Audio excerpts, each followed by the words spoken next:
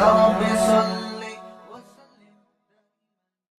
بسم اللہ الرحمن الرحیم۔ سورہ رعد کا رکوع نمبر 2 اور 13ویں پارے کا رکوع نمبر 8، اس کا لفظی ترجمہ مختصر گرامر کے ساتھ پچھلے ایپیسوڈ میں ہو چکا۔ آج ہم انشاءاللہ اس کی تفسیر شروع کرتے ہیں۔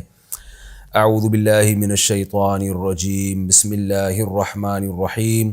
اللہ یعلم ما تحمل کل انثی وما تغیض الارحام وما تزداد۔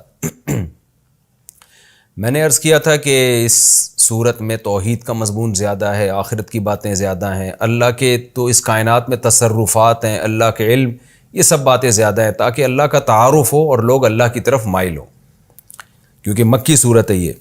تو اللہ اپنی تعریف کر رہا ہے، اپنی قدرت بیان کر رہا ہے، اپنے علم کو بیان کر رہا ہے کہ دیکھیں معبود میں 2 چیزوں کا ہونا ضروری ہے، کہ ایک اس کا علم کامل ہو اور ایک اس کی قدرت کامل ہو۔ یہ 2 چیزیں جس بادشاہ میں ہوتی ہیں وہ صحیح بادشاہ ہوتا ہے۔ تو اللہ اپنے علم کی بات کرتے ہیں، اللہ یعلم ما تحمل کل انثی، اللہ جانتا ہے ہر مؤنث نے کیا اٹھایا اپنے پیٹ میں، کیونکہ اس زمانے میں یہ غیب کی بات تھی۔ آج تو الٹرا ساؤنڈ کے ذریعے پتہ چل جاتا ہے، اس زمانے میں یہ بات ناممکن تھی۔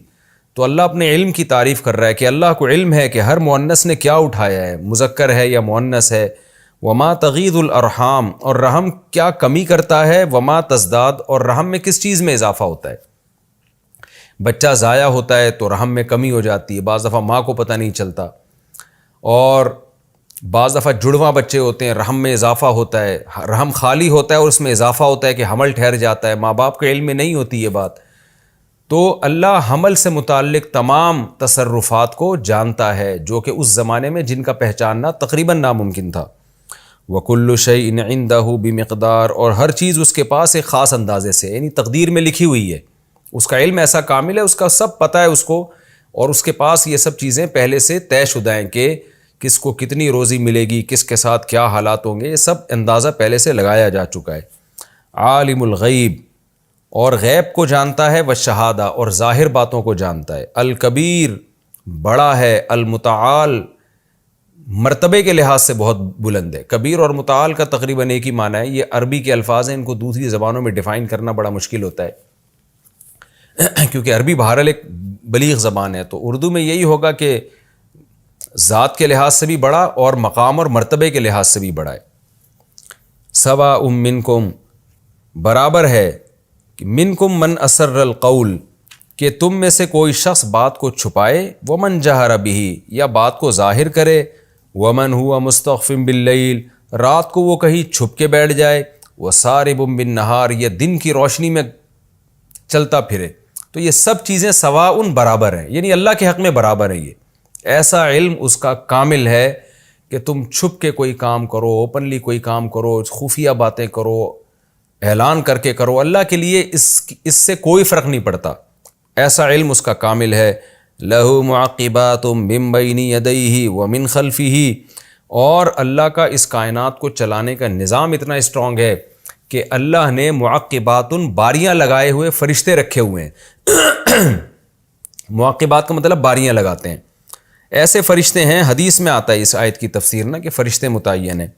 من بین یدیہ ومن خلفہ، انسان کے سامنے بھی اور پیچھے بھی، یعنی انسان سے پہلے بھی، یدیہ کا معنی پہلے اور خلفہ کا معنی بعد میں۔ تو یہ احاطہ کرنے کے لیے نا کہ آگے پیچھے اس کے ایسے فرشتے ہیں، یحفظونہ من امر اللہ، جو اللہ کے حکم سے اس کی حفاظت کرتے ہیں۔ حدیث میں اس کی تفسیر ہے کہ صبح کے وقت فرشتے آتے ہیں جو چلے جاتے ہیں، شام کے فرشتے آتے ہیں، جب شام کے آتے ہیں تو صبح والے چلے جاتے ہیں، صبح کے آتے ہیں تو شام والے چلے جاتے ہیں۔ اور یہ فرشتے اللہ نے انسانوں کی حفاظت کے لیے رکھے ہیں۔ دیکھیں کچھ مادی چیزیں تو ایسی ہیں جو ہمیں نظر آتی ہیں، ان کی حفاظت کا انتظام بھی ہمیں نظر آتا ہے، لیکن ایسی مخلوق بھی اللہ نے پیدا کی ہے جو ابھی تک جہاں تک انسان کی پہنچ ہی نہیں ہے، جن کو شیاطین اور جنات کہا جاتا ہے، وہ بھی انسانوں کو نقصان پہنچانے کی فکر میں لگے رہتے ہیں۔ ایک الگ نظام، ایک عالم ہے الگ وہ۔ تو ان سے حفاظت کے لیے بھی اللہ نے ایسی ہی مخلوق پیدا کی ہے جو ہمیں نظر نہیں آتی، جن کو فرشتے کہا جاتا ہے۔ تو معقبات کا مطلب ان فرشتوں کی باریاں لگتی ہیں، ڈیوٹیاں ہوتی ہیں، ایک جماعت آتی ہے دوسری جاتی ہے، دوسری آتی ہے پہلی جاتی ہے۔ تو یہ بھی اللہ کا ایک نظام ہے۔ ان اللہ لا یغیر ما بقوم، اور اللہ کی ایک عادت کیا ہے کہ اللہ کسی قوم کی حالت کو تبدیل نہیں کرتے، حتیٰ یغیروا ما بانفسہم، یہاں تک کہ وہ اپنی حالت خود ہی چینج نہ کر لیں. یعنی اللہ نے تو حفاظت کا انتظام کیا اور یہ قدرت کے دلائل دیے، جس کا تقاضا یہ تھا کہ یہ نعمتیں انسانوں کے ساتھ ہوتی رہتی اور انسان ہمیشہ محفوظ رہتے، لیکن اس محفوظ حالت سے انسان تباہی کی طرف اسی وقت جاتا ہے. اللہ اس کو تباہی کی طرف اسی وقت لے کے جاتا ہے جب انسان خود اپنی حالت کو تبدیل کر دیتا ہے. وہ دلائل میں غور ہی نہیں کرتا، وہ خدا کی نافرمانیوں میں آ جاتا ہے. وَإِذَا أَرَادَ اللَّهُ بِقَوْمٍ سُوءًا، اور جب اللہ کسی قوم کو تباہ کرنے کا ارادہ کر لے، فَلَا مَرَدَّ لَهُ، تو اس تباہی کو کوئی لوٹا نہیں سکتا. یعنی اگرچہ اللہ نے انسانوں کی حفاظت کا بہترین انتظام کیا ہوا ہے، مادی لحاظ سے بھی حفاظت ہو رہی ہے، روحانی لحاظ سے بھی حفاظت ہو رہی ہے، شیاطین سے بھی حفاظت ہو رہی ہے، جراثیم سے حفاظت کا سائنسدان کہتے ہیں الگ سیٹ اپ ہے ہماری باڈی میں، تو زبردست حفاظت کا نظام ہے. لیکن جب اللہ کسی قوم کو تباہ کرنے کا ارادہ کر لے تو یہ تمام حفاظتیں ناکام ہو جاتی ہیں، پھر اللہ تباہ کر کے چھوڑتا ہے. اور تباہ کب کرتا ہے اس کا پچھلی آیت میں بتا دیا کہ تم جو عافیت کی حالت میں ہو نا، اللہ یہ حالت چینج نہیں کرتا جب تک لوگ خود اپنی حالت تبدیل نہیں کر لیتے. یعنی خود برائیوں کی طرف جا کے بربادی کا انتظام نہیں کرتے تو اللہ بھی ان کو تباہ نہیں کرتا. تو اس آیت میں اصل مفہوم تو اس آیت کا یہی ہے کہ عافیت والی اچھی زندگی کو برباد کرنا جو اللہ کرتے ہیں تو انسان خود کرتا ہے. اللہ پھر اسی کے کیا ہوا اس کے سامنے لے آتے ہیں. تو جو قومیں بھی تباہ برباد ہو رہی ہیں، ترقیوں سے تنزل کی طرف جا رہی ہیں، لے کے تو اللہ جا رہا ہے لیکن انہی کی بدعمالیوں کے سبب لے جا رہا ہے. تو اسی آیت کے مفہوم سے یہ بھی پتہ چلتا ہے کہ خوشحالی بھی انسان کی اپنی محنت سے آتی ہے. یعنی کوئی قوم پست ہو، اللہ اس کی حالت کو تبدیل کر کے بلند کر دے تو اللہ یہ کام جب ہی کرتا ہے جب وہ قوم بھی اس کے لیے عملی طور پر آمادہ ہو. وَهُوَ الَّذِي يُرِيكُمُ الْبَرْقَ خَوْفًا وَطَمَعًا، پھر اللہ اپنی قدرت کے اور دلائل بیان کرتے ہیں. اللہ وہ ذات ہے جو تمہیں بجلی دکھاتا ہے خوف اور امید کے ساتھ. کیسے بجلیاں کڑکتی ہیں اور کیسے اللہ کا ایک جلال اور قدرت ظاہر ہوتی ہے. اس بجلی میں خوف بھی ہوتا ہے کہ لوگ ڈر جاتے ہیں اور امیدیں بھی ہوتی ہیں کہ بارش ہوگی. وَيُنْشِئُ السَّحَابَ الثِّقَالَ، اور بڑے بڑے پانی سے بوجھل بادل وہ آسمانوں پہ اٹھاتا ہے. کیسے سمندر سے بادل اٹھتے ہیں، یہاں انشاء کا لفظ ہے اٹھانے کا. تو اس میں بھی حالانکہ اس وقت عربوں کو یہ بات معلوم نہیں تھی کہ بادل جو ہے زمین سے اٹھ کے بنتے ہیں، آسمان کی طرف جاتے ہیں. تو یہ بھی ایک ایسی بات قرآن نے بیان کی ہے جو سائنس سے ثابت ہو چکی ہے.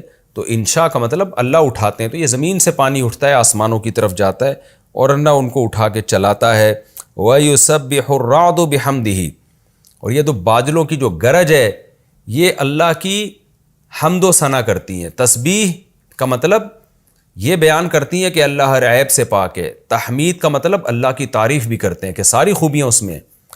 تو روایات سے ہمیں پتہ چلتا ہے کہ رعد ایک فرشتے کا نام بھی ہے، تو جو بادلوں پر معمور ہے تو فرشتہ بھی اللہ کی حمد و ثنا کرتا ہوگا. اور اگر ہم رعد کا لفظی معنی مراد لیتے ہیں تو یہ بزبان حال یہ کائنات اللہ کی حمد و ثنا کر رہی ہے. بادل جب گرجتے ہیں تو اس میں اللہ کی کبریائی بھی ظاہر ہوتی ہے.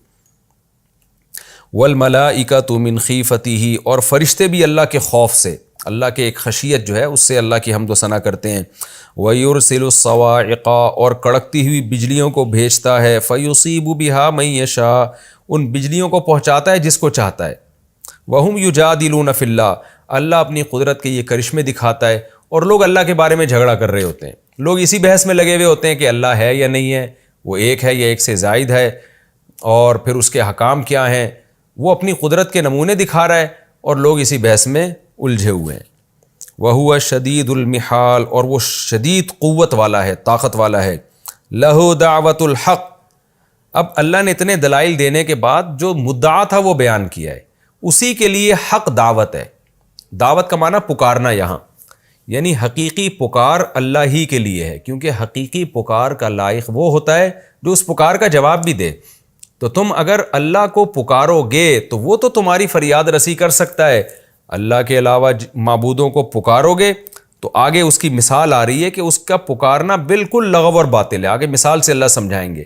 تو جس کو پکارنے کا کوئی فائدہ ہی نہیں ہے اس کی دعوت باطل ہے، اور اللہ کو پکارنے کا چونکہ فائدہ ہے لہذا اللہ کی دعوت کیا ہے، وہ حق کا پکارنا ہے.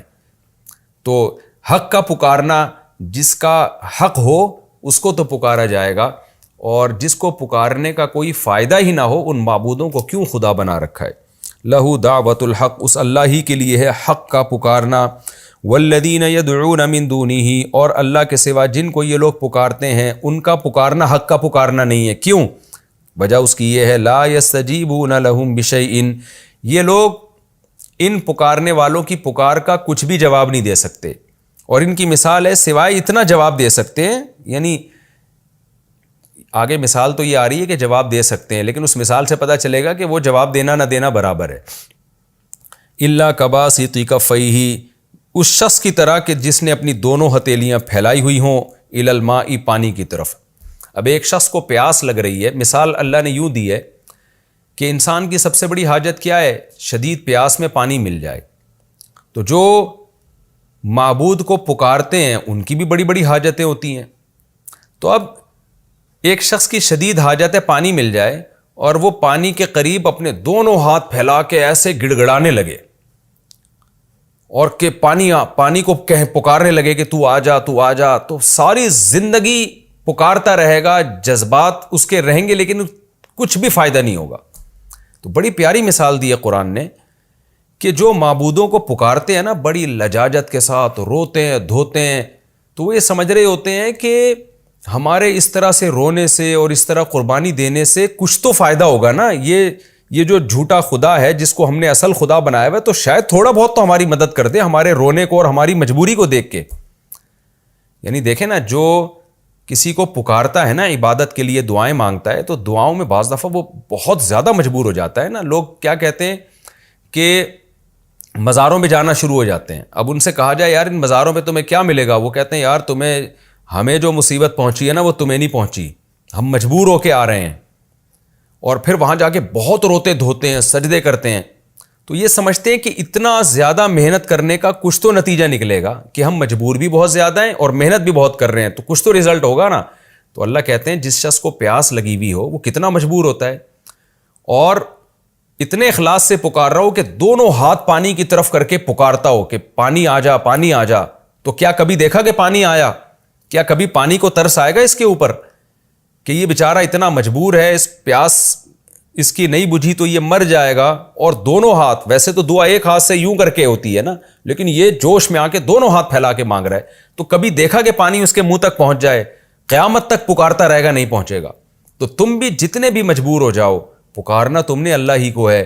اگر اللہ کو چھوڑ کے کسی اور کے در پہ جا کے تم چیخنا چلانا شروع کر دو اور دونوں ہاتھ پھیلا دو، تو جیسے پانی کی طرف ہاتھ پھیلا کے مانگنے والے کو پانی نہیں ملتا، پانی میں خود اتنا شعور نہیں ہے کہ تمہارے منہ تک پہنچ جائے، تو ان بتوں میں بھی اتنا شعور نہیں ہے کہ تمہارے دیکھنے کو، تمہارے گڑ گڑانے سے یہ متاثر ہو کے تمہیں ایک نوالا پہنچا دیں تمہارے حلق میں، تو یہ ممکن نہیں ہے۔ تو جیسے پانی کو ساری زندگی پکارتا رہنے والا، اس کی پکار پر اس کا رزلٹ زیرو ہے، تو اللہ کے سوا جو دوسرے معبودوں کو پکارتے ہیں، کتنی ہی مجبوری میں پکاریں اور کتنے ہی اخلاص سے پکاریں، اس کا رزلٹ بھی بالکل زیرو ہوگا۔ تو یہ ہے دعوت حق، کہ اللہ کے لیے حق کا پکارنا، اور باطلوں کے لیے دعوت الباطل ہے، بیکار دعوت ہے جس کا کوئی رزلٹ نہیں ہے۔ بڑی بہترین مثال قرآن نے دی ہے۔ قرآن کہتا ہے اللہ کباسط کفیہ، اس شخص کی مثال کی طرح ہے جو جو جھوٹے خداؤں کو پکارتے ہیں، کفیہ، جنہوں نے اپنی دونوں ہاتھوں کو پھیلا رکھا ہو الی الماء، پانی کی طرف، لیبلغ فاہ، تاکہ پانی ان کے منہ تک پہنچ جائے، وما ہوا ببالغہ، اور وہ پانی ایسا ہے ہی نہیں کہ پہنچ جائے، پانی پہنچنے والا ہے ہی نہیں، یہ بات تاکید کے لیے، پہنچ سکتا ہی نہیں ہے، قیامت آ جائے گی پانی نہیں ملے گا ان کو۔ وما دعاء الکافرین الا فی ضلال، اور کافر کا پکارنا نہیں ہے مگر بیکار، ضلال بیکار اور لغو کو بھی کہتے ہیں، کوئی رزلٹ نکلنے والا نہیں ہے، محنتیں ضائع ہو رہی ہیں۔ وَلِلَّهِ يَسْجُدُ مَن فِي السَّمَاوَاتِ وَالْأَرْضِ، اب اللہ اپنی قدرت بیان کر رہے ہیں کہ پکارو اس ذات کو جس کے لیے پوری کائنات اس کے آگے سجدہ کر رہی ہے۔ سجدہ کا مطلب کیا ہے؟ اس کی اطاعت میں، کیونکہ ہم جب سر جھکا کے سجدہ کرتے ہیں تو اپنا گویا سر مکمل تسلیم کر دیتے ہیں، مکمل اپنے آپ کو سپرد کر دیتے ہیں۔ تو اللہ کہتے ہیں پوری کائنات مجھے سجدہ کر رہی ہے، یعنی میرے سامنے سر جھکا کے سجدے میں ہے پوری کائنات، سورج بھی، چاند بھی، ستارے بھی، سب میرے سامنے جھکے ہوئے ہیں، تو طاقتور تو میں ہوں، تو میں تمہاری فریاد رسی کروں گا۔ وَلِلَّهِ يَسْجُدُ مَن فِي السَّمَاوَاتِ، جو مخلوق آسمانوں میں ہے اور جو زمین میں ہے، سب کی سب اللہ کو سجدہ کر رہی ہے، طوعاً، کچھ خوشی سے اللہ کی اطاعت کر رہے ہیں، وکرہن، اور کچھ زبردستی۔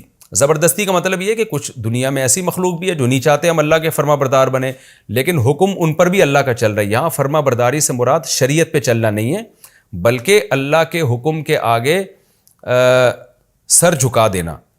جیسے اللہ کسی کو بیمار کرنا چاہیں تو وہ بیمار ہو جائے گا، اللہ کسی کو موت دینا چاہیں تو وہ مر جائے گا، اللہ کسی کو رزق دینا چاہیں تو رزق ملے گا، رزق چھیننا چاہیں تو رزق چھین لیں گے۔ اب اس میں کچھ لوگ اس پر خوش ہوتے ہیں اور کچھ اس پہ ناراض ہوتے ہیں، لیکن آپ کے خوش ہونے اور یا ناراض ہونے سے، طوعاً یا کرہن سے ہوتا کچھ بھی نہیں ہے۔ آپ اللہ کے حکم پہ غالب نہیں آتے، حکم اللہ ہی کا چلتا ہے۔ تو اللہ کہتے ہیں کہ اللہ ہی کے لیے فرما بردار ہیں، سجدے میں ہیں جو کچھ آسمانوں میں اور زمین میں جو بھی مخلوق ہے، طوعاً کچھ خوشی سے اللہ کے آگے جھکے ہوئے ہیں، کچھ زبردستی اللہ کے، یعنی ان کا بس چلے تو وہ اللہ کی مرضی کے خلاف چلے، لیکن حکم ان پر بھی اللہ کا چل رہا ہے۔ وَظِلَالُهُمْ، اور چیزوں کے سائے بھی، بِالْغُدُوِّ وَالْآصَالِ، صبح اور شام، یعنی چیزیں تو اللہ کے کنٹرول میں ہیں، ان کے سائے بھی اللہ کے کنٹرول میں ہیں۔ سایہ چونکہ خفیف سی چیز ہوتی ہے نا، اس لیے اس کی مثال دی جا رہی ہے کہ سائے بھی جب اللہ چاہتا ہے لمبے کر دیتا ہے، سایوں کو بھی جب اللہ چاہتا ہے مختصر کر دیتا ہے۔ چونکہ یہ سایہ دلیل ہے سورج کی، تو مراد سایہ نہیں، یعنی اس کائنات میں اتنا بڑا تصرف ہے کہ سورج کی کیسی گردشیں اللہ نے متعین کر دی ہیں، جس کے نتیجے میں سائے لمبے بھی ہوتے ہیں اور سائے مختصر بھی ہوتے ہیں۔ تو یہ سایہ اصل میں کنایا کس سے ہے کہ اس نظام کائنات، سورج کے نظام سے، کہ کیسے چاہتا ہے، جس طرح سے چاہتا ہے اللہ سورج کو ڈھلکا دیتا ہے۔ جب زیادہ ڈھلکاتا ہے تو سایہ لمبا ہو جاتا ہے، جب سورج کو بلند کرتا ہے تو سایہ چھوٹا ہو جاتا ہے۔ تو سورج کی گردشیں بھی اللہ کے کنٹرول میں ہیں۔ قُلْ مَن رَّبُّ السَّمَاوَاتِ وَالْأَرْضِ، یہاں سجدہ ہے، جتنے بھی تفسیر سننے والے حضرات ہیں وہ بھی سجدہ کریں، میں بھی سجدہ کروں گا انشاءاللہ۔ قُلْ مَن رَّبُّ السَّمَاوَاتِ وَالْأَرْضِ، اور یہ جو نبی صلی اللہ علیہ وسلم سجدہ کرتے تھے نا، یہ بتانے کے لیے کہ اللہ تو نے یہ کہا ہے کہ کچھ لوگ اللہ کے سامنے جھکتے ہیں، خوش ہوتے ہیں اس پہ، اور کچھ لوگ ایسے ہیں کہ اللہ کا حکم ان پہ چل رہا ہوتا ہے، تو ہم خوشی سے تیرے سامنے جھکیں گے، اس لیے نبی صلی اللہ علیہ وسلم نے یہاں سجدہ کیا۔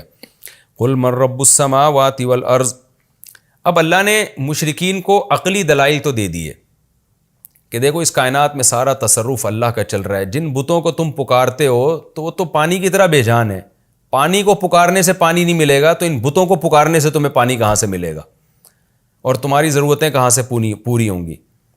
تو اب یہ ہوتی ہے عقلی دلیل، ایک ہوتی ہے الزامی دلیل کہ خود ان سے بھی کچھ چیزیں آپ پوچھیں گے تو یہ اگلیں گے کہ یہ سارے تصرفات اللہ کے ہیں، تو جب تم خود مانتے ہو کہ سب کچھ اللہ کر رہا ہے تو وہ تمہاری مراد کیوں پوری نہیں کر سکتا، اس کے لیے غیر کے در پہ کیوں جاتے ہو؟ اس لیے اللہ نے فرمایا قُلْ مَن رَّبُّ السَّمَاوَاتِ وَالْأَرْضِ، ان سے آپ پوچھئے کون ہے آسمانوں اور زمینوں کا پالنے والا۔ قُلِ اللہ، کہہ دیجیے اللہ ہی ہے، کیونکہ یہ بھی یہی جواب دیں گے کہ اللہ ہی ہے۔ تو اب پھر ان سے پوچھئے جب اللہ ہی ہے، قُلْ أَفَاتَّخَذْتُم مِّن دُونِهِ أَوْلِيَاءَ، تو پھر کیا تم نے ٹھہرا لیا ہے اس اللہ کو چھوڑ کر دوسروں کو دوست؟ دوست سے مراد یہاں معبود ہے، کیونکہ معبود بھی دوست ہوتا ہے نا، اس سے انسان راز و نیاز کی باتیں کرتا ہے۔ اس کو چھوڑ کر کسی اور کو تم نے کارساز بنا لیا ہے۔ لا يملكون لانفسهم نفعا ولا ضرا، جو اپنی ذات کے لیے بھی نفع اور ضرر کے مالک نہیں ہے، کہ ان پتھروں کے بنے ہوئے معبودوں کو تم کوئی نقصان پہنچانا چاہو تو یہ اپنا دفاع نہیں کر سکتے۔ تو ایک طرف تم اعتراف کرتے ہو اس کائنات کا مالک اللہ ہے، بنانے والا اللہ ہے، تم مانتے ہو کہ انہوں نے کچھ نہیں بنایا، اس کے بعد بھی تم ان کو ہی معبود بنا کے ان کو کیوں پوچھتے ہو جو اپنی ذات کے نفع اور نقصان کے مالک نہیں ہیں؟ تو پھر بھی اگر ان کی بات سمجھ میں نہ آئے تو اے نبی آپ ان سے کہہ دیجئے قُلْ هَلْ يَسْتَوِي الْأَعْمَى وَالْبَصِيرُ، کیا اندھے اور بینا برابر ہو سکتے ہیں؟ یعنی ہم تو ان روشن دلائل کو دیکھ رہے ہیں اور اس کے بعد توحید کا اقرار کر رہے ہیں، اور تم اتنے واضح دلائل ہم تمہارے سامنے پیش کر رہے ہیں اور تم ان سے اندھے بن کے پھر شرک کی طرف جا رہے ہو۔ تو بتاؤ ایک اندھا اور بینا برابر ہو سکتے ہیں؟ تو تم بینا کیوں نہیں بن جاتے؟ اندھے پن سے توبہ کیوں نہیں کر لیتے؟ یعنی ایک آدمی کو آپشن دیا جائے کہ دنیا میں کچھ نابینا بھی ہوتے ہیں، کچھ آنکھوں والے بھی ہوتے ہیں، تو آپ کس کیٹیگری میں جانا پسند کریں گے؟ تو ہر آدمی کہے گا بھائی مجھے آنکھیں چاہیے، کیونکہ آنکھوں والا اور نابینا برابر نہیں ہو سکتے، نابینا کو کچھ نظر نہیں آتا، آنکھیں والا سب کچھ دیکھ رہا ہوتا ہے۔ تو اللہ یہاں بھی مشرکین کو اس انداز سے سمجھا رہے ہیں کہ تم جب جانتے ہو کہ اندھا اور نابینا برابر نہیں ہو سکتے تو تم جان کر اندھے کیوں بنے ہوئے ہو؟ تم آنکھیں کھول کے کیوں نہیں دیکھتے؟ ام هل تستوی الظلمات والنور، اچھا ان سے کہیے کہ کیا اندھیرے اور روشنی برابر ہو سکتے ہیں؟ کیا مطلب دلائل جو ہے ان کی مثال روشنی کی ہے. ان دلائل میں غور کرو گے تو سیدھا راستہ نظر آئے گا. جیسے اندھیروں میں چراغ جل جائے تو راستہ نظر آتا ہے, اور ایک طرف ہے دلائل ہی نہیں ہے تو تمہیں راستہ نظر ہی نہیں آ رہا, تم اندھیروں میں ہو. تو اب تم اندھیروں والی زندگی گزارنا اچھا ہے تمہارے لیے یا روشنی والی؟ تو ان دلائل میں اگر تم غور نہیں کرتے تو گمراہی کے اندھیروں میں جاؤ گے. دلائل میں غور کرتے ہو تو راستہ صاف ہے. تو تم خود بتاؤ روشن راستہ اچھا ہے یا اندھیروں والا راستہ اچھا ہے؟ ام جعلوا للہ شرکاء خلقوا کخلقہ. ایک اور انداز سے اللہ توحید کی دلیل دے رہے ہیں کہ اچھا یہ بتاؤ, کیا تم نے اللہ کے علاوہ جن کو شریک ٹھہرا رکھا ہے, کیا ایسا تو نہیں ہے کہ انہوں نے بھی کوئی اللہ جیسی مخلوق پیدا کی ہو؟ کیونکہ اب قرآن بار بار غور کر رہا ہے, اس مخلوق میں غور کرو, خالق کو پہچانو, پہاڑوں پہ غور کرو, دریاؤں پہ غور کرو. سورت کے شروع میں ہے نا, اس نے انگور پیدا کیا, کھجور پیدا کیا, ایک ہی پانی سے مختلف قسم کے پھلوں کو پیدا کیا اس نے. تو ایسا تو نہیں ہے کہ تمہارے معبودوں نے بھی کچھ پیدا کر لیا ہو, مخلوق بنائی ہو. تو تم اب کمپیئر کر رہے ہو کہ ہم دیکھتے ہیں کہ اللہ نے تو یہ کچھ بنایا اور ہمارے معبودوں نے یہ کچھ بنایا, تو ہمارے معبودوں نے اچھا کی مخلوق اچھی ہے یا اللہ کی مخلوق اچھی ہے؟ تو اس میں تمہیں کوئی کنفیوژن ہو رہی ہو. جیسے آپ کسی کی قدرت کے قائل ہوتے ہیں نا, تو اس کی پروڈکٹ کو دیکھتے ہیں آپ, تو دو بندوں نے دو مختلف چیزیں بنائی, اب آپ کنفیوز ہو رہے ہو یار اس کی چیز زیادہ اچھی ہے یا اس کی چیز زیادہ اچھی. تو اس میں آپ کو کنفیوژن ہو رہی ہے, تو آپ کہتے ہو نہیں یہ والی زیادہ اچھی ہے, تو یہ جس کو بنانے والا جو کریٹر ہے نا وہ زیادہ پاورفل ہے. تو اللہ کہتے ہیں کیا اس طرح کی تمہیں کوئی کنفیوژن ہے کہ اللہ کے علاوہ جو معبود ہیں انہوں نے بھی کچھ بنا دیا ہو, مخلوق بنائی ہو, تو تم اب ان کی مخلوق اور اللہ کی مخلوق کو کمپیئر کر کے تمہیں کنفیوژن ہو رہی ہے کہ یار اللہ کی جو مخلوق ہے وہ زیادہ پاورفل نہیں ہے, اس میں زیادہ کمالات نہیں ہے. اللہ نے تو کھجور, انگور اور یہ سب چیزیں بنائی, لیکن ہمارے معبودوں نے جو چیزیں بنائی ہیں وہ اس سے بھی زیادہ چھمبے کی ہیں. تو اس میں تمہیں کنفیوژن ہو رہی ہے, اس لیے تمہیں سمجھ بھی نہیں آ رہا کہ اللہ سے مانگے یا معبودوں سے مانگے. ظاہر ہے ایسا نہیں ہے, کوئی مخلوق ہے ہی نہیں ان کا بنایا ہوا کچھ ہے ہی نہیں. بنایا ہوا ہوتا تو یہ بحث ہوتی کہ یہ اچھا ہے کہ وہ اچھا ہے. تو جب بنایا ہی نہیں ہے تو ان کو پکارتے کیسے ہو تم؟ تو اللہ فرماتے ام جعلوا للہ شرکاء, کیا انہوں نے اللہ کے علاوہ اللہ کے ساتھ ایسے شریک بنا لیے ہیں, خلقوا کخلقہ, جنہوں نے اللہ کی خلق جیسی مخلوق بنائی, یعنی انہوں نے پیدا کیا کخلقہ جیسے اللہ نے پیدا کیا. اس طرح کیا انہوں نے بھی کچھ پیدا کر دیا ہے؟ فتشابہ الخلق, خلق بمانا مخلوق کے ہے, فتشابہ الخلق علیہم, بس ان لوگوں پر وہ مخلوق متشابہ ہو گئی ہے. متشابہ کا مطلب یہ خلط ملط ہو گئی ہے کہ اللہ کا بنایا ہوا اچھا ہے یا ان معبودوں کا بنایا ہوا اچھا ہے, بھی کنفیوز ہو گئے ہیں. اس کو کہتے ہیں استفہام انکاری, یعنی استفہام کا مطلب اللہ نے سوال پوچھا ہے. ظاہر ہے سوال کا جواب ہے کہ ایسا نہیں ہے. بعض دفعہ ہم کسی سے سوال پوچھتے ہیں نا, تو سوال کا مقصد سوال نہیں ہوتا بلکہ اس پہ رد ہوتا ہے.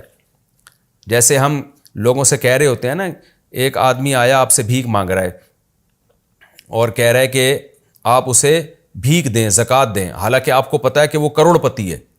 اب کوئی بندہ آ کے آپ کو کہتا ہے یار یہ اتنی بھیک مانگ رہا ہے, دے دینا اس کو, تو آپ اسے کیا کہتے ہیں؟ کیا سیٹھ کو میں زکوٰۃ دے دوں؟ آپ اس کو یوں کہتے ہیں نا, کیا میں مالدار آدمی کو زکوٰۃ دے دوں؟ تو یہ کیا کا لفظ یہ سوال نہیں ہوتا, یہ استفہام انکاری کہلاتا ہے. کیا مطلب ایسا نہیں ہو سکتا. تو اللہ بھی یہاں سوال کر رہے ہیں کہ کیا اللہ کے علاوہ جو معبود ہیں انہوں نے بھی کوئی مخلوق بنا لی ہے؟ ظاہر ہے کسی نے نہیں بنائی. قل اللہ خالق کل شیء, اللہ فرماتے ہیں اللہ ہی تو ہے جو ہر چیز کا خالق ہے. وہو الواحد, اور وہ اکیلا ہے, اس کے ساتھ کوئی ایسا معبود نہیں ہے جس نے اس کائنات بنانے میں اللہ کے ساتھ شرکت کی ہو. تو وہ اکیلا ہے. القہار, اور ہر چیز پر غالب ہے. جب وہ اکیلا بھی ہے, سب سے زیادہ طاقتور بھی ہے, تو لہو دعوت الحق, حق کی پکار بھی اللہ ہی کے لیے ہے. اسی کو پکارنا برحق ہے, اس کے علاوہ کسی کی کو پکارنا بھی وہ بیکار اور لغو ہے. آگے اللہ نے ایک بڑی خوبصورت مثال دی ہے, کیونکہ جب نبی صلی اللہ علیہ وسلم اتنے واضح دلائل دے رہے تھے شرک کے غلط ہونے پر, ان معبودوں کے غلط ہونے پر, دیکھیں ہمیں تعجب ہوتا ہے نا کہ اتنی واضح باتیں سن کر مشرکین ایمان کیوں نہیں لے کر آ رہے. وجہ کیا تھی؟ باپ دادا ان کے پتھروں کو پوجتے چلے آ رہے ہیں اتنے عرصے سے, تو اب ان کی بتوں کی محبت دلوں میں بیٹھ چکی ہے. تو اب کیا ہے کہ نبی صلی اللہ علیہ وسلم اور اہل اسلام کو ایک تسلی دی جا رہی ہے کہ آپ صبر کریں, غالب اسلام ہی آئے گا. وہ کیا خوبصورت مثال دی ہے. اللہ نے فرمایا انزل من السماء ماء, دیکھو اللہ ایک مثال بیان کرتا ہے، جیسے کہ آگے آ رہا ہے کذالک یضرب اللہ الحق والباطل، اللہ اس طرح سے حق اور باطل کو بیان کرتا ہے. کس طرح سے؟ کہ انزل من السماء ماء، اللہ آسمان سے پانی برساتا ہے. فسالت اودیۃ، وادیاں بہنے لگتی ہیں. فاحتمل السیل زبد الرابیہ، جب وادیاں بہتی ہیں تو جھاگ جو خش و خاشاک ہوتے ہیں نا، کچرا، وہ اچانک اٹھ کے اوپر آ جاتا ہے. یعنی جب بارش آتی ہے اور پانی بہنا شروع ہوتا ہے تو سارا گند جو ہے نا کچرے کا، وہ اوپر آ جاتا ہے.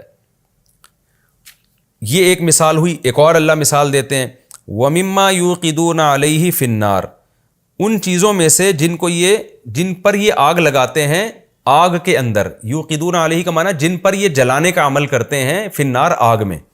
آگ میں جن چیزوں کو یہ جلاتے ہیں، کون سی چیزیں؟ ابتغاء حلیۃ، زیور بنانے کے لیے، یعنی زیور کی تلاش میں، او متاعن، یا دیگر سامان کی تلاش میں. وہ کون سی چیز ہوتی ہیں؟ وہ دھاتیں ہوتی ہیں، سونا، چاندی، پیتل وغیرہ. تو ان چیزوں میں بھی زبدن، جھاگ آتا ہے، مثلہ، اسی جیسا. یعنی جھاگ سے مراد ہے کچرا. یعنی جب کوئی بھی چیز یہ لوگ بھٹی میں ڈالتے ہیں زیور بنانے کے لیے، یا تلواریں یا دھاتیں یا برتن وغیرہ بنانے کے لیے، تو ان چیزوں میں بھی زبدن، اوپر کچرا آنا شروع ہو جاتا ہے. آگے اللہ فرماتے ہیں دیکھو اس طرح سے اللہ حق اور باطل کو بیان کرتا ہے. پھر آگے اس کا بیان ہے فَأَمَّا الزَّبَدُ، جو کچرا ہے نا، فَيَذْهَبُ جُفَاءً، وہ ختم ہو جاتا ہے خشک ہو کے، یعنی غائب ہو کے. یہاں خشک سے مراد ہے غائب ہونا، وہ غائب ہو کے چلا جاتا ہے. وَأَمَّا مَا يَنْفَعُ النَّاسَ، اور جو چیز لوگوں کو فائدہ پہنچاتی ہے، جو پانی ہے، یا اس میں جو اصل جو چیز آپ ڈھالنا چاہ رہے ہیں سونے اور چاندی میں، جو اصل دھات ہے، فَيَمْكُثُ فِي الْأَرْضِ، وہ نیچے زمین میں بیٹھ جاتی ہے. کیا مطلب؟ نبی صلی اللہ علیہ وسلم کو تسلی دی جا رہی ہے کہ دیکھو یہ بھی دنیا میں ایک مثال ہے نا، کہ جب آپ حق کی دعوت دے رہے ہیں نا، تو یہ حق کی دعوت کی مثال ایسے ہے جیسے بارش کا پانی. جب تک زمین میں خشکی ہوتی ہے، خش و خاشاک اور کچرا وچرا سب نیچے پڑے رہتے ہیں، گند نیچے رہتا ہے، ظاہر نہیں ہوتا وہ. لیکن جب ایک سیلاب آتا ہے تو سارا گند اٹھ کے اوپر آ جاتا ہے. اس سے دیکھنے والا پہلی نظر میں یہ سمجھتا ہے کہ یہ بارش یا یہ سیلابی ریلا گند بڑھانے کا ذریعہ بن گیا ہے، باطل کو پھیلانے کا ذریعہ بن گیا ہے. حقیقت میں اس نے باطل کو پھیلایا نہیں ہوتا، باطل کو مختلف جگہوں سے اکٹھا کر کے اوپر لا کے دکھایا ہوتا ہے. اور پھر وہ اگر وہ سیلاب چلتا رہے تو وہ سارا باطل بالآخر ختم ہو جاتا ہے اور صاف پانی آنا شروع ہو جاتا ہے. اسی طرح اللہ کہتے ہیں تم جو سونے، چاندی اور پیتل کو پگھلاتے ہو نا، اس کے اندر کتنا کچرا ہوتا ہے لیکن وہ نظر نہیں آتا. جب آگ کی بھٹی میں وہ جلتے ہیں تو آہستہ آہستہ وہ سارا کچرا اوپر آ جاتا ہے، جس سے تمہیں ایسا لگتا ہے کہ کچرا ہی کچرا ہے ہر وقت. حالانکہ وہ کچرا ہوتا، وہ بڑھتا نہیں، وہ سارا اکٹھا ہو جاتا ہے. اور پھر آخر کیا ہوتا ہے کہ وہ جب ایک جگہ اکٹھا ہو جاتا ہے تم اس کو آرام سے پھینک دیتے ہو اور سارا خالص سونا اور چاندی نیچے بیٹھ جاتا ہے. تو اسلام کی دعوت بھی جب آئی ہے تو اے نبی صلی اللہ علیہ وسلم اور اے اہل اسلام، سارا باطل جو ہے نا بالآخر مختلف جگہوں سے اکٹھا ہو رہا ہے، اور اکٹھا ہوتے ہوتے اوپر کی طرف آ رہا ہے، امڑ رہا ہے، جس سے تمہیں یہ مایوسی ہونے لگتی ہے. تم یہ سمجھتے ہو کہ باطل اور زیادہ پاورفل ہو رہا ہے اور ہماری دعوت سے باطل کم ہونے کے بجائے بڑھ رہا ہے. تو نہیں، بڑھ نہیں رہا، یہ سارا اکٹھا ہو رہا ہے اور اوپر اوپر نظر آ رہا ہے. اندر خالص پانی ہے، خالص دعوت ہے. اس دعوت کو کنٹینیو رکھو اور سونے اور چاندی کو جلانے کے عمل کو کنٹینیو رکھو، تو یہ سارا کچرا ایک جگہ اکٹھا ہوگا اور بالآخر وہ سیلابی ریلا اس سارے کچرے کو بہا کے لے جائے گا، اور جو پانی انسانوں کے فائدے کا ہے، شفاف پانی، وہ آخر میں رہ جائے گا. تو اسی طرح اسلام کی دعوت رہ جائے گی، حق غالب آ جائے گا اور باطل سارا اکٹھا ہو کے بالآخر ایک ہی جو ہے نا زور میں وہ سارا کا سارا باطل ختم ہو جائے گا. تو اس مثال کا حاصل یہ نکلا کہ جب تک حق کی دعوت نہیں آتی، حق اور باطل خلط ملت رہتے ہیں. جیسے پانی میں کچرا بھی ہوتا ہے اور پانی بھی ہوتا ہے، مٹی بھی ہوتی ہے، اور سونے اور چاندی میں کچرا بھی ہوتا ہے، خالص سونا بھی ہوتا ہے. تو یہ سب مل جل کے رہتے ہیں.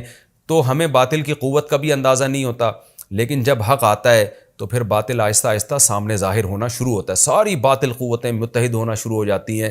تو اس سے گھبرانا نہیں چاہیے. اس کی مثال تو ایسے ہے، جب تک بارش کا سیلاب نہیں تھا تو کچرا تو موجود تھا، وہ تو پہلے سے تھا. تو بارش کا پانی ایک دفعہ تو اس کو اوپر لاتا ہے، پھر اس کو ختم کر دیتا ہے. تو یہاں بھی حق کی دعوت اگر کنٹینیو رہے گی تو باطل کی اس طاقت سے تمہیں متاثر ہونے کی ضرورت نہیں ہے. یہ باطل بالآخر ایک دفعہ جمع ہوگا، نظر آئے گا اور بالآخر پھر یہ ایسا غائب ہوگا کہ اس کا نام و نشان ختم ہو جائے گا۔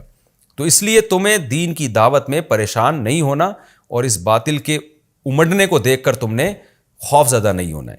یہ تو اسی سیلابی ریلے کی طرح ہے۔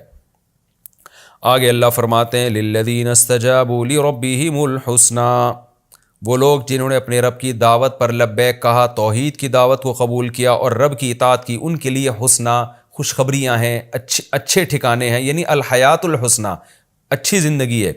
والذین لم یستجیبوا لہ، اور وہ لوگ جنہوں نے اللہ کی دعوت پر لبیک نہیں کہا، لو ان لہم ما فی الارض جمیعا ومثلہ معہ، ان کو ایسا عذاب دیا جائے گا کہ اگر ساری دنیا کی دولت اور اس جیسی مزید دولت سمیٹ کو ان کو دے دی جائے، لفتدوا بہ، تو اس دولت کے ذریعے وہ فدیے میں اپنے آپ کو چھڑانے کی کوشش کریں گے۔ یعنی اتنا بڑا عذاب ہوگا، وہ کہیں گے ساری دنیا کی دولت لے لو لیکن ہم سے یہ عذاب کسی طرح سے ٹل جائے۔ اولئک لہم سوء دوسرے مقام پہ پتہ چلتا ہے لیکن عذاب ٹلے گا نہیں۔ اولئک لہم سوء الحساب، ان کے لیے بہت سخت حساب ہے، برا حساب ہے، حساب کتاب ہی بہت سخت ہوگا، عذاب تو آگے کی چیز ہے۔ ومأواہم جہنم، اور آگے عذاب کیا ہے؟ ان کا ٹھکانہ جہنم ہے۔ وبئس المہاد، اور یہ کیا ہی برا ٹھکانہ ہے۔ یہ رکوع ہمارا کمپلیٹ ہو گیا۔ اس رکوع میں بھی خلاصہ آسان ہے، اس کو ریپیٹ کرنے کی ضرورت نہیں ہے۔ اللہ نے اپنی کبریائی بیان کی، اپنا عالم الغیب ہونا ثابت کیا، اپنا معبود برحق ہونا ثابت کیا۔ اللہ نے یہ بتایا کہ اللہ کے علاوہ جن کو پکارتے ہو نہ تو انہوں نے کچھ پیدا کیا ہے، مخلوق کو دیکھ کر خالق کی عظمت کا قائل ہوتا ہے، تو ان کی کیا پروڈکٹ ہے جس کو دیکھ کر ان کی عظمت کے تم قائل ہو رہے ہو؟ کچھ بھی تو نہیں بنایا انہوں نے، اور ان کو پکارنے کا کوئی فائدہ بھی نہیں ہے۔ اور اہل ایمان کو تسلی دی ہے اللہ نے اس رکوع میں کہ دعوت کے کام سے باطل اگر ابھر رہا ہے تو اس کے ابھرنے کو مت دیکھو۔ اس کی مثال تو اس سیلابی ریلے کی طرح ہے کہ کچرا ہر جگہ ہوتا ہے، پہلے سے ہوتا ہے، وہ بارش کی وجہ سے نہیں آیا ہوتا، بارش کا سیلاب اس کچرے کو اکٹھا کر کے نکال دیتا ہے۔ تو دین کی دعوت بھی اس باطل کو اکٹھا کر کے پھینک دے گی، وہ ختم کر دے گی اس کو۔ یہ ہمارا رکوع کمپلیٹ ہوا۔ اب ہم انشاءاللہ سورہ رعد کے رکوع نمبر 3 اور 13ویں پارے کے رکوع نمبر 9 کی طرف چلتے ہیں، حسب معمول مختصر لفظی ترجمہ، مختصر گرامر کے ساتھ، پھر انشاءاللہ اس کی تفسیر۔ بسم اللہ الرحمن الرحیم۔ افمن یعلم، تو کیا وہ شخص جو جانتا ہے، انما انزل الیک من ربک، کہ بے شک وہ کلام جو آپ کے رب کی طرف سے آپ پر نازل کیا گیا ہے، الحق، وہ برحق ہے، کا من ہوا، کیا وہ اس شخص کی طرح ہو سکتا ہے، ہوا اعمیٰ، جو اندھا ہے، یعنی کیا وہ شخص جو یہ بات جانتا ہے کہ آپ کے رب کی طرف سے جو کلام نازل ہوا وہ برحق ہے، کیا یہ شخص اس شخص کے برابر ہو سکتا ہے جو نابینا ہے؟ انما یتذکر، بے شک نصیحت حاصل کرتے ہیں، نصیحت صرف وہ لوگ حاصل کرتے ہیں اولو الالباب، جو عقل والے ہیں۔ عقل والے کون ہیں؟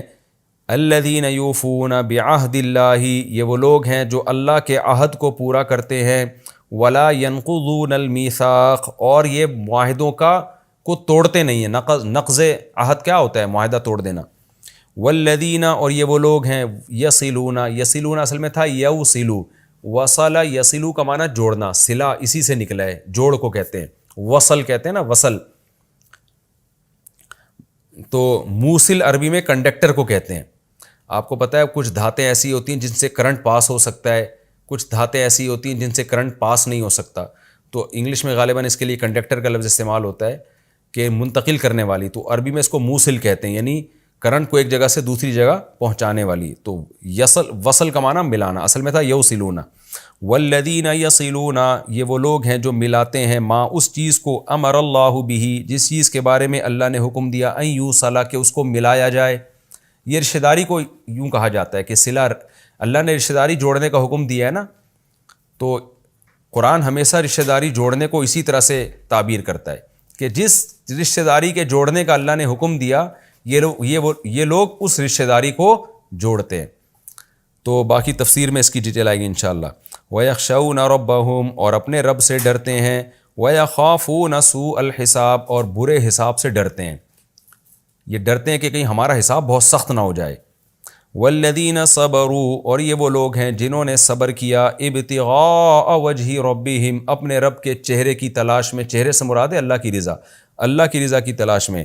وَأَقَامُوا الصَّلَاةَ، اور انہوں نے نماز قائم کی، وَأَنفَقُوا، اور خرچ کیا، مما، اس رزق میں سے، رزقناہم، جو رزق ہم نے ان کو دیا۔ کیسے خرچ کیا؟ سرًا چھپا کے بھی، وعلانیتاً اور دکھا کے بھی، وَيَدْرَؤُونَ بِالْحَسَنَةِ، درأ یدرؤ کا معنی ہوتا ہے دور کرنا، اور یہ دور کرتے ہیں بالحسنہ نیکی کے ذریعے، السیئہ برائی کو، اولئک لہم عقبی الدار، یہ وہ لوگ ہیں جن کے لیے عقبہ کہتے ہیں انجام کو، الدار کا معنی گھر، تو گھر سے مراد آخرت کا گھر ہے، یہ وہ لوگ ہیں جن کے لیے گھر کا اچھا ٹھکانہ ہے، یعنی ان کا جو آخری گھر ہوگا وہ اچھا ہوگا، تو ٹھکانہ ان کا اچھا ہوگا۔ وہ ٹھکانہ کیا ہوگا؟ جنات عدن، ہمیشگی کے باغات، یدخلونہا، جن باغات میں یہ لوگ داخل ہوں گے، یہ بھی داخل ہوں گے، ومن، اور وہ لوگ بھی، صلحہ، جو صلاحیت والے ہوئے، من آبائہم، ان کے باپ داداؤں میں، وازواجہم، ان کی بیویوں میں، وذریاتہم، اور ان کی اولادوں میں، یعنی یہ خود بھی اس جنت میں داخل ہوں گے، اور ان کے وہ باپ دادے، بیویاں اور اولادیں بھی اسی جنت میں ان کے ساتھ داخل ہوں گی، صلاح جن میں صلاحیت بھی ہوگی، یعنی مشرک اور کافر تو نہیں داخل ہو سکتے نا، تو جو اس قابل بھی ہوئے تو وہ بھی داخل ہوں گے، تفسیر میں اس کی ڈیٹیل آئے گی انشاءاللہ۔ والملائکۃ یدخلون علیہم، اور فرشتے داخل ہوں گے، فرشتے آئیں گے ان کے پاس، من کل باب، ہر دروازے سے، کیا کہیں گے؟ سلام علیکم، فرشتے کہیں گے تم پر سلامتی ہو، بما صبرتم، اس صبر کے نتیجے میں جو تم نے کیا، فنعم عقبی الدار، اللہ کہتے ہیں کیا ہی خوب اچھا انجام ہے، کیا ہی خوب انجام کا گھر ہے، یعنی ان کا آخری گھر کتنا ہی اچھا ہے۔ والذین ینقضون، اور وہ لوگ، ینقضون عہد اللہ، جو اللہ کے عہد کو توڑتے ہیں، من بعد میثاقہ، اس عہد کو مضبوط کرنے کے بعد، وَيَقْطَعُونَ مَا أَمَرَ اللَّهُ بِهِ أَن يُوصَلَ، اور قطع کرتے ہیں ما، اس چیز کو، امر اللہ بہ ان یوصل، کہ اللہ نے حکم دیا ہے اس کو جوڑا جائے، یعنی رشتہ داری کو توڑتے ہیں، وَيُفْسِدُونَ فِي الْأَرْضِ، اور زمین میں فساد مچاتے ہیں، اولئک لہم اللعنہ، یہ وہ لوگ ہیں جن کے لیے لعنت ہے، وَلَهُمْ سُوءُ الدار، اور ان کا کے لیے برا گھر ہے، یعنی وہ گھر جو ان کا ٹھکانہ ہوگا وہ بہت ہی برا ہے۔ اللہ یبسط الرزق لمن یشاء ویقدر، اللہ وہ ذات ہے کہ جس کے لیے چاہتا ہے روزی کو پھیلا دیتا ہے، ویقدر، اور جس کے لیے چاہتا ہے تنگ کر دیتا ہے، قدر یقدر کا معنی تنگ کرنا بھی ہوتا ہے۔ وَفَرِحُوا بِالْحَيَاةِ الدُّنْيَا، اور یہ اتراتے ہیں دنیاوی زندگی پہ، دیکھیں فرحت کا معنی کبھی خوشی بھی ہوتا ہے، لیکن سیاق و سباق سے پتہ چلتا ہے کبھی اترانا بھی ہوتا ہے، یہ لوگ اتراتے ہیں اس دنیاوی زندگی پر۔ وَمَا الْحَيَاةُ الدُّنْيَا فِي الْآخِرَةِ، اور نہیں ہے دنیاوی زندگی فی الآخرۃ، یعنی فی مقابلۃ الآخرۃ، آخرت کے مقابلے میں، الا متاع، مگر تھوڑا سا سامان، آخرت کے مقابلے میں کچھ بھی نہیں ہے۔ یہ اس رکوع کا لفظی ترجمہ مختصر گرامر کے ساتھ ہو گیا۔ وقت چونکہ ہمارا مکمل ہو چکا ہے، تو اگلے ایپیسوڈ میں انشاءاللہ ہم سورہ رعد کا رکوع نمبر 3 اور 13ویں پارے کا رکوع نمبر 9، اس کی انشاءاللہ ہم تفسیر شروع کریں گے۔ اللہ تعالی ہمیں سمجھنے کی، عمل کی توفیق عطا فرمائے۔ وما علینا الا البلاغ۔